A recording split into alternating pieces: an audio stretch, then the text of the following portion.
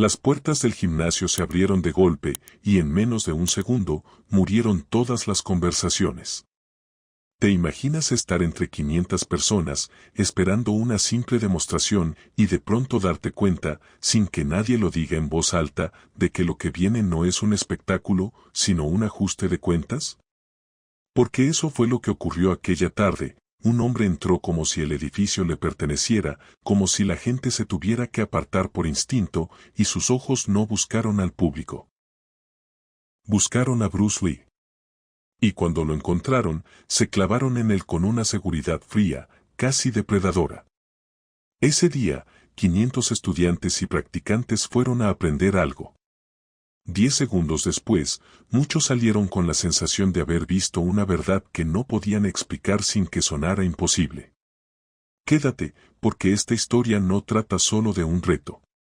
Trata de por qué ese reto existió, de lo que estaba en juego para Bruce, de cómo un solo momento puede derrumbar años de orgullo. Y, sobre todo, de cómo se siente estar ahí cuando el aire se vuelve pesado y nadie se atreve a parpadear. Al final vas a llevarte algo muy claro, una lección sobre la libertad, sobre el ego, y sobre por qué hay batallas que parecen físicas, pero en realidad son mentales. Oakland, California. Mediados de los años 60. No era un torneo. No era una función anunciada con carteles. Era un gimnasio alquilado en el East Bay, uno de esos lugares donde el piso cruje con cada paso y el olor a madera vieja se mezcla con sudor seco, talco y el aliento de una multitud apretada. Se calcula que había 500 personas, quizá más. No eran niños curiosos ni gente que pasaba por ahí. Eran practicantes serios. Judocas con experiencia en torneos regionales, karatecas que entrenaban 6 días a la semana, luchadores, boxeadores y también hombres de barrio que nunca habían pisado un dojo, pero que habían sobrevivido suficientes pleitos como para reconocer cuando algo se sale de lo normal. Y todos habían escuchado lo mismo, que en Oakland había un hombre pequeño, apenas por encima de los 60 kilos, que decía cosas que muchos consideraban una falta de respeto. Y que se movía como si las reglas del cuerpo humano fueran distintas para él. ¿Por qué alguien iría tan lejos como para interrumpir una demostración y exigir una pelea frente a cientos de testigos? Porque, para entender ese momento, hay que entender el pecado de Bruce. En aquel tiempo, para muchos maestros tradicionales, el Kung Fu no era solo un método para pelear. Era identidad. Era comunidad. Era memoria.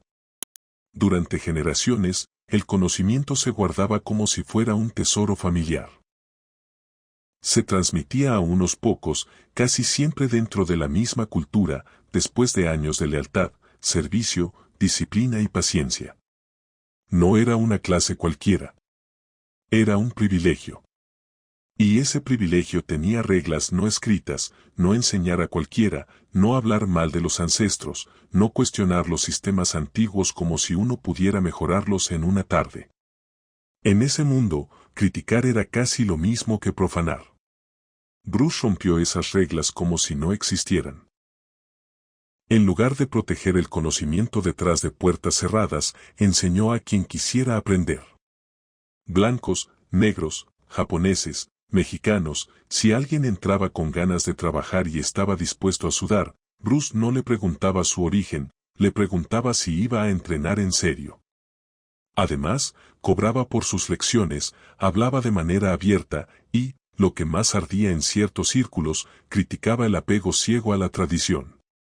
Decía que muchas formas se habían convertido en una jaula. Que repetir movimientos solo porque eran antiguos no convertía a nadie en un verdadero peleador. Que la pelea real no se comportaba como un baile aprendido de memoria. Y esas ideas, en un lugar donde la autoridad se defendía con orgullo, cayeron como gasolina sobre fuego. La noticia corrió por barrios chinos, por escuelas pequeñas, por salones donde se entrenaba en silencio y con respeto absoluto.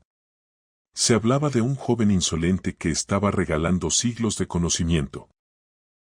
Se decía que estaba diluyendo el arte. Que estaba faltándole al respeto a la comunidad. Que estaba destruyendo algo sagrado, no con odio, sino con la sonrisa tranquila de alguien que cree que tiene razón. Hubo reuniones. Hubo discusiones. Hubo ancianos que no levantaban la voz, pero cuya opinión pesaba más que cualquier grito. Y en algún punto, la conclusión se volvió inevitable: a ese muchacho había que detenerlo. No con cartas. No con rumores. Con una lección que se entendiera sin traducción. Bruce, por su parte, no andaba buscando pleito. Lo que quería era mostrar su enfoque. Su escuela en el Chinatown de Oakland era pequeña para el número de curiosos que ya lo seguían, así que organizó una demostración en un espacio más grande. Corrió la voz entre sus alumnos, contactos, practicantes de otras disciplinas. Y ese día, desde temprano, el gimnasio se fue llenando como si hubiera boletos, aunque no lo sabía. Gente sentada en el piso, espalda contra las paredes. Otros parados en puertas, apretados como si el aire fuera más caro que el dinero. Algunos en gradas que se quejaban con cada movimiento. Había miradas de duda, de burla, de expectativa. Había quienes venían a confirmar que Bruce era un charlatán, y quienes venían a descubrir si era verdad eso de su velocidad imposible.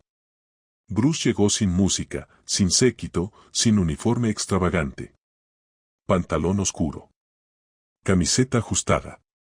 Nada que gritara mírenme. Caminó al centro y, sin pedir silencio, lo obtuvo. No porque impusiera miedo, sino por una presencia rara, como si no necesitara ganarse el espacio, como si el espacio se acomodara solo. Empezó a hablar de artes marciales de una manera que incomodaba y fascinaba. Criticó la rigidez. Preguntó en voz alta por qué se entrenaba para ganar puntos cuando la pelea real no da puntos.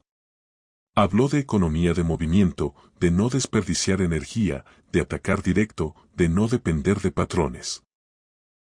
Y para muchos que habían crecido repitiendo formas como un ritual intocable, era como escuchar a alguien cuestionar una religión. Demostró con alumnos movimientos que parecían simples hasta que los veías a velocidad real. Golpes cortos que sonaban como si no vinieran de un brazo, sino de todo el cuerpo.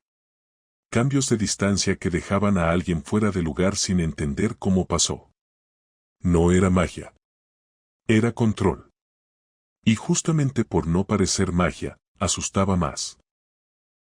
Porque si era real, entonces significaba que toda una vida de entrenamiento podía estar incompleta.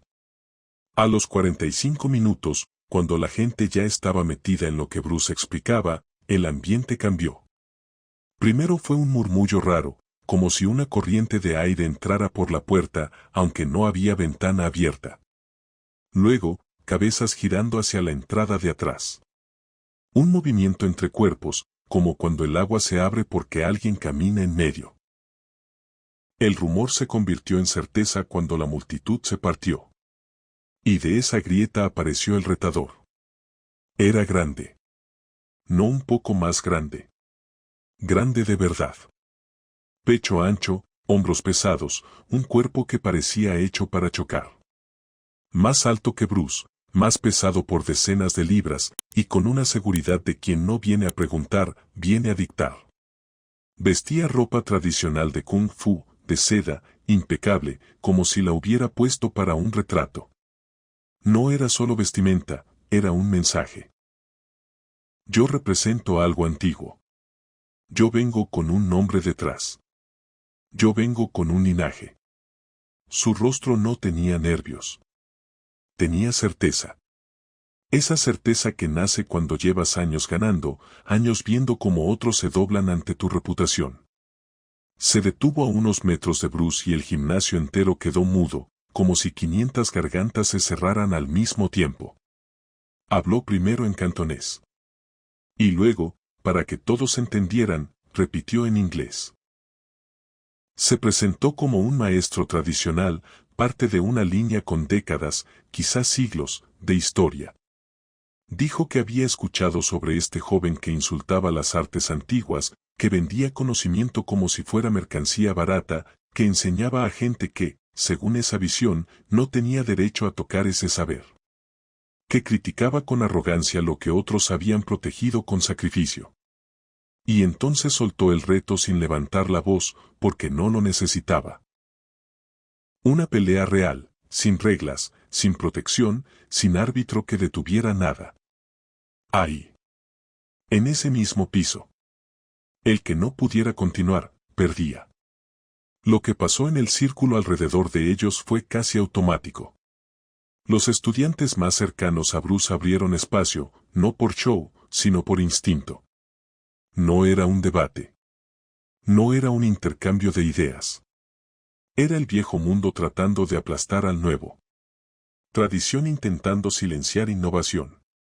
Y la pregunta que flotaba en el aire era cruel. ¿Bruce iba a aceptar? Porque si se negaba, la palabra cobarde lo perseguiría por años. Si aceptaba y perdía, su reputación se rompería frente a todos. Y si aceptaba y ganaba, entonces el retador y los que lo mandaron quedarían expuestos. Bruce no cambió la cara. No hizo un gesto de molestia. No levantó la barbilla. No dijo un discurso. Se quedó quieto, respirando lento, mirando al hombre como si lo estuviera midiendo por dentro. Y el silencio se estiró, pesado, como si alguien hubiera puesto una mano sobre el pecho del gimnasio. Pasaron segundos que parecieron más largos que un minuto. Se escuchó un pequeño sonido en algún lado, quizá un zapato acomodándose, y sonó fuerte porque nadie hacía nada. 500 personas estaban esperando una decisión. Entonces Bruce habló. Pocas palabras. Sin teatro. Sin insultos. Sin presumir. Algo equivalente a, si eso es lo que necesitas, está bien. Fue una aceptación simple, casi seca, como si aceptar fuera lo obvio. Como si la duda fuera del otro. Y ahí, por primera vez, algunos sintieron algo raro. El retador había entrado pensando que Bruce iba a temblar, y Bruce estaba tan tranquilo que parecía que el reto no lo sorprendía. El retador sonrió, pero no era una sonrisa amable. Era la sonrisa de alguien que ya se imagina el final. Empezó a quitarse la parte superior de su ropa con una lentitud deliberada, como si quisiera que todos grabaran ese momento con la mirada. Entregó la prenda a alguien al borde del círculo. Rodó los hombros. Trueno suave de huesos del cuello. Era un ritual. Era una forma de decir, miren, esto va en serio. Bruce no se acomodó la ropa. No cambió postura como si fuera a prepararse para la foto. Solo elevó un poco las manos, con los dedos sueltos, con el peso asentándose de una manera que a sus alumnos les resultaba familiar. No se veía agresivo. Se veía, listo. Como cuando alguien deja de hablar y decide actuar. Comenzaron a moverse. El retador avanzó con patrones claros, casi escolares, guardia formal, pasos entrenados miles de veces, una estructura que había repetido en dojos desde antes de que Bruce fuera famoso. Bruce se movió distinto. No parecía seguir un dibujo. Parecía responder al momento. Como agua que se adapta al recipiente. Su peso cambiaba sin avisar, sin señales grandes. Y eso era inquietante, porque los peleadores leen señales, un hombro que se carga, una cadera que avisa, una mirada que se delata. Bruce no regalaba nada. Era como pelear contra alguien que no te dice qué va a hacer hasta que ya pasó. El círculo de gente se apretó sin darse cuenta. Todos querían ver mejor. Alguien tosió y el sonido rebotó como si el gimnasio fuera una cueva. En un cuarto cercano, sonó un teléfono, y nadie se movió. Era como si el mundo exterior hubiera dejado de existir. El retador hizo un amague, probando, buscando una reacción, esperando que Bruce parpadeara, que se echara atrás, que mostrara miedo. Bruce no reaccionó. No se tensó. No retrocedió por reflejo. Solo siguió observando, suelto, como si estuviera escuchando una canción que el otro no podía oír. Y ahí, por un instante pequeñísimo, la confianza del retador se agrietó. No porque fuera cobarde. sino porque estaba acostumbrado a que el oponente le contara cosas. Un oponente nervioso habla con su cuerpo. Un oponente rígido se vuelve predecible. Pero Bruce, con esa calma inquietante, le estaba diciendo algo sin palabras: no te estoy esperando. Te estoy leyendo. El retador se comprometió con un golpe recto, fuerte, con todo el cuerpo detrás. Un golpe que, en su mundo, había terminado peleas antes. Técnica pulida, potencia real, precisión entrenada. Para muchos en la sala, el golpe se veía correcto. Y por eso mismo, en un nivel básico, parecía que Bruce no tenía cómo evitarlo. Pero Bruce ya no estaba ahí. Se deslizó en ángulo por centímetros. Tan cerca que el aire del golpe rozó su cara. Tan cerca que, si hubiera sido apenas más lento, habría pagado caro. Pero no fue solo evasión. Fue posición. Cuando el retador terminó de extender el brazo, Bruce ya estaba dentro, en un lugar donde las defensas tradicionales se vuelven torpes. Y el primer impacto cayó en las costillas del retador con un sonido seco, como cuero golpeado con madera. En el lado del círculo donde estaban más cerca, algunos sintieron el golpe en el pecho, como si el sonido tuviera peso. El retador soltó el aire en un gruñido, no de teatro, de sorpresa real. Y lo más importante, Bruce no se quedó a admirar el golpe. No hizo pausa. No lo marcó. Su cuerpo ya iba en la siguiente acción, como si el primero solo hubiera sido una puerta. Lo que pasó después se volvió una de esas cosas que la gente discute durante años porque los detalles se vuelven borrosos cuando todo ocurre demasiado rápido. Algunos juraron que fueron 5 golpes. Otros dijeron que fueron más. Algunos recordaron manos abiertas. Otros recordaron puños. Hubo quien aseguró haber visto un golpe corto al torso y quien recordó un impacto que parecía venir de un lado imposible. Con el tiempo, esas diferencias crecieron como crecen las historias que no se filmaron. Pero lo que todos, absolutamente todos, coincidieron en lo esencial fue esto: en menos de 10 segundos, el retador quedó desarmado. No fue una caída lenta. No fue un intercambio largo. Fue como ver a alguien llegar con una idea fija, y que esa idea se rompiera, pedazo por pedazo, sin oportunidad de defenderse. El retador trató de responder. Su entrenamiento le gritaba que respondiera. Lanzó golpes buscando recuperar espacio. Quiso agarrar, quiso empujar, quiso crear distancia para reorganizarse. Pero nada funcionaba. Cada vez que se comprometía con una acción, Bruce ya se había ido. Y no se había ido hacia atrás como alguien que huye. Se había movido hacia un ángulo que hacía que la respuesta del retador quedara apuntando a vacío. Era como intentar atrapar humo con las manos. Hubo un momento que varios testigos recordaron con escalofrío, un golpe o una patada baja que tocó detrás de la rodilla del retador.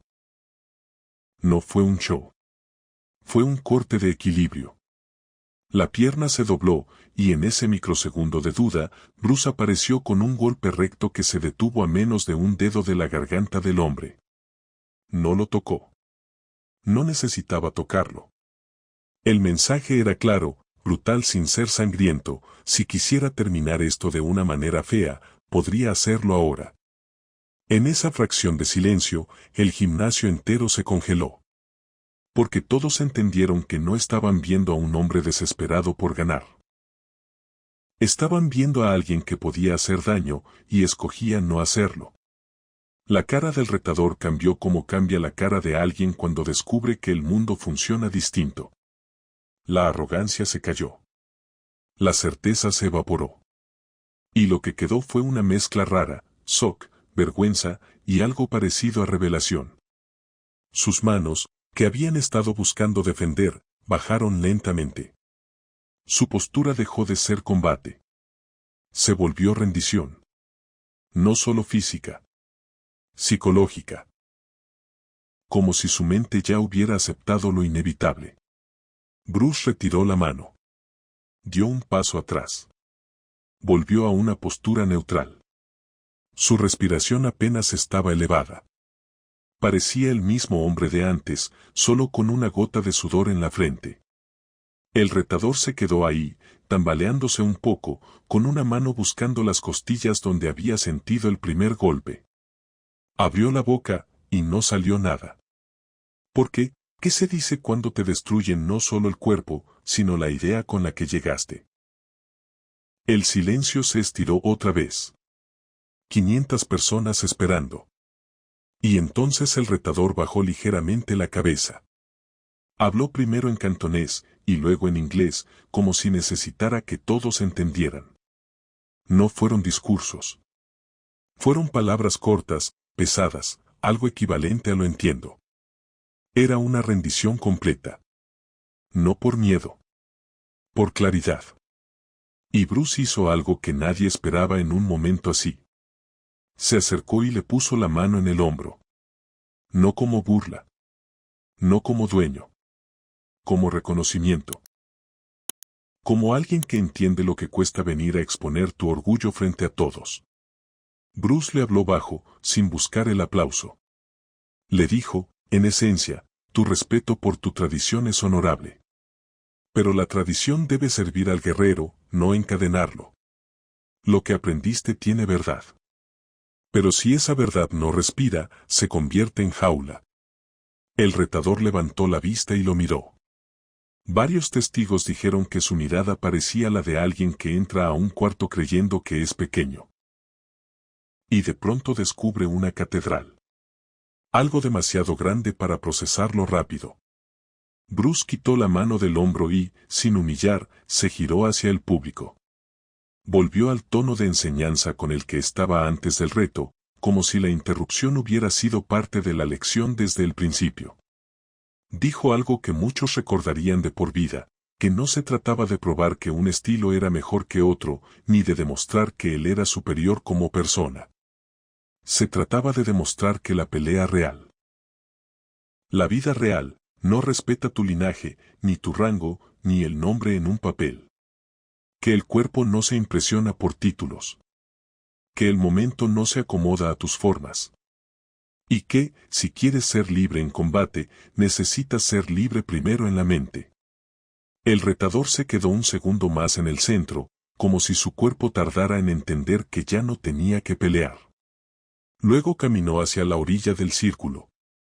Y la gente se abrió para dejarlo pasar, pero de una manera diferente a la entrada. Antes se abrían por miedo o por reputación. Ahora se abrían con algo más raro, respeto. Como si el hombre estuviera saliendo de una experiencia que lo había cambiado en público. Recogió su prenda de seda, se la puso sin ceremonia, y en lugar de irse, se sentó en el suelo, con las piernas cruzadas, al borde del círculo. Había venido a callar a Bruce. Y, en 10 segundos, decidió quedarse a escuchar. Bruce continuó la demostración. Llamó a alumnos.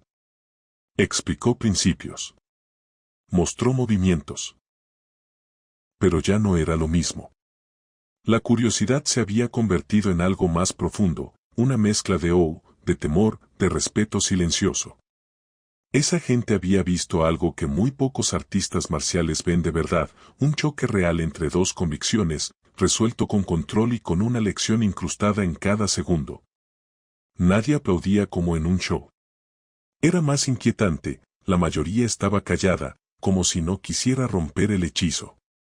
Para la tarde-noche, la historia ya estaba saliendo del gimnasio. No como un chisme común, sino como una frase que la gente repetía con la necesidad de convencer al otro. Tú no entiendes, yo estuve ahí, fueron 10 segundos. En los días siguientes, el relato cruzó escuelas, barrios, ciudades. Llegó a Los Ángeles. Llegó a Seattle. Llegó a lugares donde la gente ni siquiera sabía ubicar Oakland en un mapa, pero sí sabía lo que significaba que un maestro tradicional fuera humillado frente a cientos. Y como siempre pasa, los detalles empezaron a moverse. Algunos decían que duró 30 segundos. Otros juraban que fueron 3. Algunos afirmaban que el retador cayó inconsciente. Otros decían que apenas lo tocaron.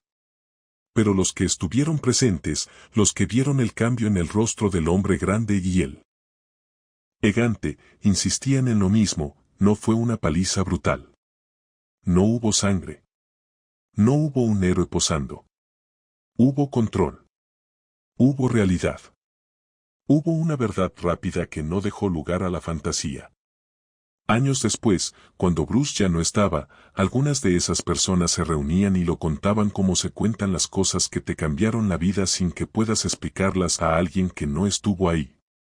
Hablaban del sonido del primer golpe. De cómo el gimnasio se quedó sin aire. De la manera en que Bruce se detuvo a milímetros de hacer daño irreversible y decidió no hacerlo.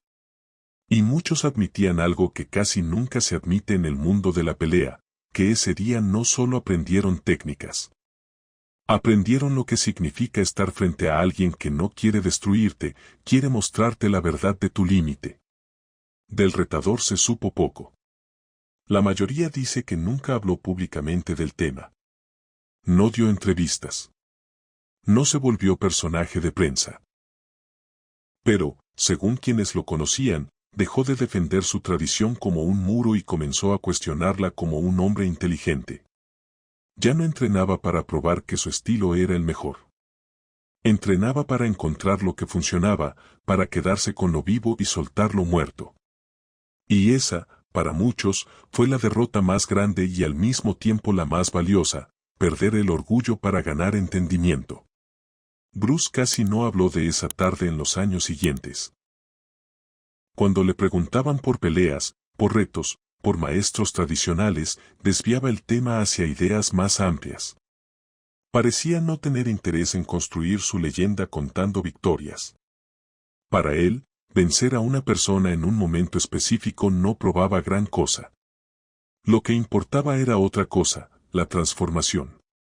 Que los que escuchaban, los que entrenaban, los que vivían aferrados a formas rígidas, se atrevieran a soltar. Que comprendieran que el conocimiento no es una urna para conservarse.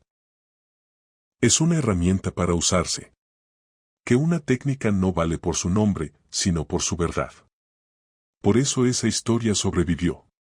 No porque Bruce ganó, en artes marciales siempre hay alguien que gana un día, sino porque en esos 10 segundos se volvió visible algo que mucha gente solo dice de palabra, que la filosofía puede volverse acción, que el pensamiento puede convertirse en movimiento real, que la libertad no es un discurso bonito. Es una práctica, y a veces se paga con la humillación del ego. No hubo grabación. Nadie llegó con cámaras pensando que iba a ocurrir algo que se repetiría durante décadas. La mayoría creyó que era una demostración más. Y por eso, lo único que quedó fueron memorias. Algunas se borraron con el tiempo. Otras se mezclaron con el orgullo de quien cuenta una historia. Algunas quizás se adornaron sin mala intención, como se adornan los recuerdos cuando uno intenta hacer justicia a lo que sintió. Pero el núcleo, el corazón, se mantuvo firme en la boca de quienes estuvieron ahí. Un hombre entró para apagar una idea, y salió convertido en alumno. Y 500 personas entendieron que, cuando la realidad golpea, no pide permiso. Lo más inquietante de todo es que ese tipo de prueba no ocurre solo en un gimnasio. Ocurre en la vida. Todos tenemos una forma tradicional de hacer las cosas, una rutina, una idea rígida que defendemos porque nos da identidad. Y entonces llega un reto. Una conversación. Un fracaso. Un momento corto que te deja sin palabras. Y en ese instante tienes dos opciones, aferrarte y endurecerte, o rendirte de la manera correcta, como se rindió aquel retador, no por debilidad, sino por lucidez. Porque hay rendiciones que no son derrota. Son el inicio de algo más honesto. Si esta historia te dejó con esa sensación rara de haber visto una verdad incómoda, quédate con esto, la mayor victoria no es destruir a alguien. Es mostrarle un camino más real sin necesidad de romperlo. Y si alguna vez te toca estar frente a un reto que parece diseñado para humillarte, recuerda a Oakland, recuerda el silencio, recuerda esos 10 segundos, y pregúntate, ¿voy a pelear por proteger mi orgullo, o voy a pelear por proteger mi verdad? Si quieres, deja un comentario con la parte que más te impactó, el momento en que el retador entró, el primer golpe o la rendición silenciosa. Porque estas historias viven en el debate de quienes intentan entenderlas. Y si conoces a alguien que está atravesando su propio reto, compártesela. A veces, una historia bien contada llega justo cuando hace falta.